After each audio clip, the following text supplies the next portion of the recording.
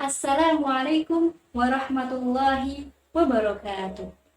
Hamdan wa syukran lillah, salatan wa salaman ala rasulillah, la hawla wa la quwwata illa billah. Amma ba'du.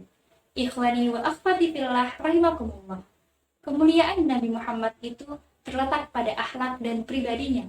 Seperti yang kita tahu, ada 4 sifat yang melekat dalam diri Nabi Muhammad SAW, yaitu jujur, amanah, tabligh, dan paparan. Namun ternyata teladan Nabi Muhammad bukan hanya terletak pada urusan kelebihan dan keistimewaannya saja, tetapi Nabi Muhammad juga teladan ketika dalam kekeliruan beliau. Teladan ketika Nabi keliru, teladan ketika Nabi lupa, ini jarang kita sadari, padahal itu juga termasuk uswatun hasanah. A'udzu billahi minasyaitonir rajim. Laqad kana lakum fi rasulillahi uswatun hasanah. Pasti di dalam diri Nabi Muhammad ada teladan yang baik. Walaupun di dalam Al-Quran ada beberapa teguran untuk Nabi Muhammad, seperti dalam surat Abasa, tapi Nabi Muhammad tetap menjadi uswatun hasanah. Kenapa? Karena dari sikap Nabi Muhammad yang bermuka masam kepada Abdullah bin Ummi Maktum inilah Allah menurunkan wahyu surat Abasa yang kemudian membuat Nabi Muhammad menjadi berlapang dada. Masya Allah, sungguh sangat tidak mudah jika kita berada dalam kondisi tersebut, tapi tidak dengan Nabi Muhammad SAW. Teguran yang sebetulnya untuk diri beliau saja tetap beliau sampaikan kepada para sahabat. Beliau menyampaikan surat Abasa itu kepada para sahabat.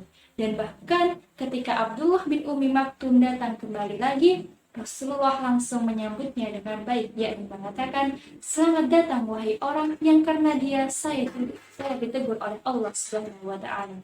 Masya Allah. Jadi, jika kita mengalami kekeliruan, maka hendaknya kita kembali kepada teladan Nabi Muhammad SAW. Ikhwani wa akhwati fillah. Dalam suatu riwayat, Nabi pernah menjadi imam salat untuk para sahabat. Namun, rakaat yang seharusnya 4, Nabi hanya mengerjakan 2 rakaat. Sehingga ada sahabat yang bertanya, "Ya Rasulullah, apakah kita mengqashar salat?" Kata Nabi, "Tidak." Lalu para sahabat pun bingung dan menyampaikan bahwa kita tadi salat hanya 2 rakaat ya Rasul. Sehingga Nabi Muhammad langsung bertanya kepada seluruh para sahabat yang hadir pada saat itu, dan ternyata betul, Nabi Muhammad kurang 2 rakaat. Sehingga Nabi Muhammad langsung takbir, kemudian para sahabat mengikuti, melanjutkan salat 2 rakaat yang tersisa dan menutupnya dengan sujud sahwi. Inilah uswatun hasanah. Dari lupa Nabi Muhammad menjadi uswatun hasanah. Sehingga jika kita pernah mengalami kekeliruan yang sama, kita punya teladan yang paling baik untuk membetulkan kekeliruan kita. Wah, ternyata jika saya lupa rakaat, saya tidak perlu mengulang dari awal, hanya perlu menambah. Menurut jumhur ulama, uswatun hasanah. Maka uswatun hasanah itu bukan hanya dari salatnya Nabi Muhammad yang khusyuk, bukan hanya 4 sifat yang melekat dalam diri beliau, tetapi ketika Nabi Muhammad lupa, lalu memperbaiki kelupaan itu juga termasuk uswatun hasanah. Ikhwani wa akhwati fillah. Uswatun hasanah dalam kondisi ketika Nabi keliru bukan berarti menjelek-jelekan Nabi, tetapi menyadari bahwa ternyata Nabi Muhammad luar biasa begitu hebat. Dan justru ketika kita tahu Nabi Muhammad memiliki sifat lapang dada, maka kita akan semakin kagum kepada beliau.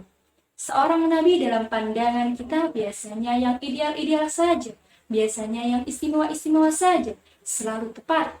Namun ternyata tidak, justru karena Nabi Muhammad menjadi uswatun hasanah, maka Allah memberikan beberapa kekeliruan untuk beliau yang kemudian bisa menjadi contoh teladan untuk kita semua.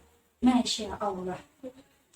Maka seorang ustadz kadang bisa salah, seorang guru kadang bisa keliru, seorang pemimpin juga kadang bisa salah.